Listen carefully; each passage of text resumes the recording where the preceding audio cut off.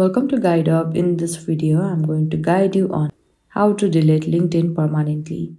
For that, make sure you get the application and you're logged into your account.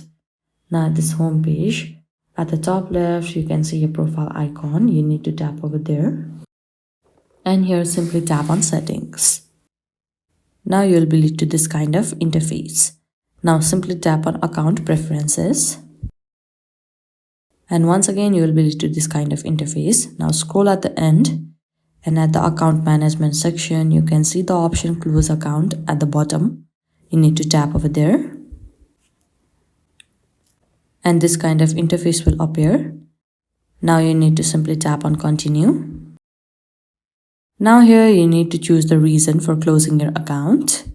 And after that, you can simply tap on next. Now here you need to enter your password in order to close the account. After you are done entering a password, you need to simply check on this box. Unsubscribe me from LinkedIn email communications including invitations. And after that, simply tap on done. And after that, your account will be deleted permanently. I hope you found this video helpful. Don't forget to like this video and subscribe our channel Guide Up. Thank you.